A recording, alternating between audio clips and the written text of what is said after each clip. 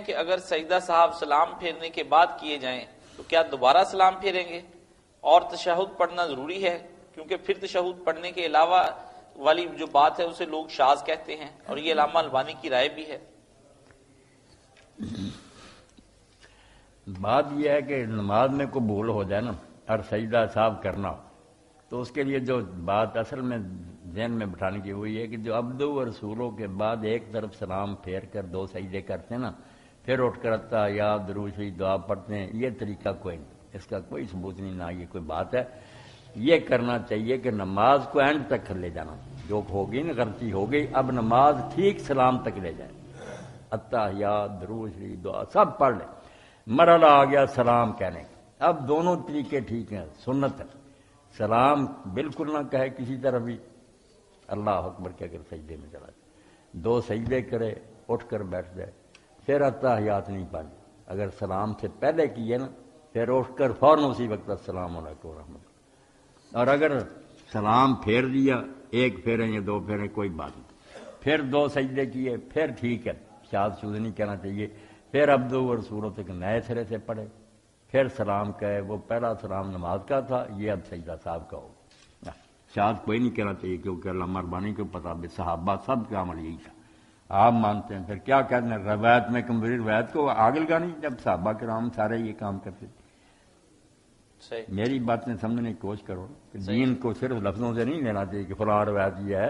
ساتھ دیکھنا چاہیے کہ جو لوگ آپ کے پاس رہے وہ کیسے یہ کام کرتے رہے، ان کو نہیں رد کر سکے، مانتے ہیں کہ ان کا عمل یہی ہے۔ السلام علیکم۔ وعلیکم السلام۔ استاد ایمان، سجدہ سہو کا بہترین طریقہ کون سا ہے آپ کے نزدیک؟ روایات میں مختلف طریقے بیان ہوئے ہیں، جیسے کہ ایک روایت میں ہے کہ تشہد پڑھنے کے بعد اور سلام پھیرنے سے پہلے، اور ایک روایت میں ہے سلام پھیرنے کے بعد،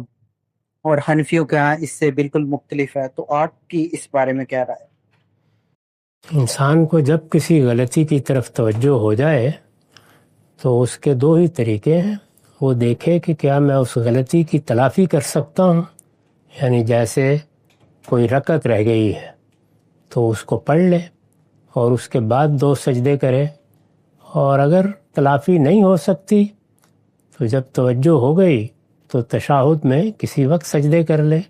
اگر اس نے سلام پھیر دیا ہے اس کے بعد توجہ ہوئی ہے تو بعد میں دو سجدے کر لے۔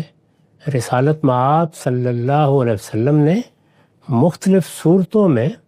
یہی طریقے اختیار کیے ہیں، اور یہ حالات کے لحاظ سے ہیں، یعنی توجہ کب ہوئی، جیسے کہ روایتوں میں آتا ہے کہ ایک موقع پر نماز آپ نے پڑھا دی، فارغ ہو گئے، نماز پڑھا کے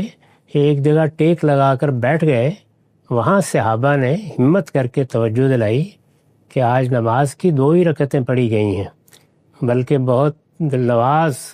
اسلوب اختیار کیا کہ کیا نماز کم ہو گئی یا آپ پھول گئے، تو رسالت مآب صلی اللہ علیہ وسلم نے اٹھ کر جب اطمینان ہو گیا کہ فی الواقع دو ہی رکعتیں ظہر کی پڑھی گئی ہیں، تو وہ دو رکعتیں پڑھیں، اس کے بعد دو سجدے کر دیے۔ تو اس کے لیے کسی خاص طریقے پہ اصرار کی ضرورت نہیں ہے، بہت سادہ لفظوں میں نے اس کو میزان میں بیان کر دیا ہے، وہاں سجدہ صاحب کی ساری بحث دیکھ لیجئے، اس کو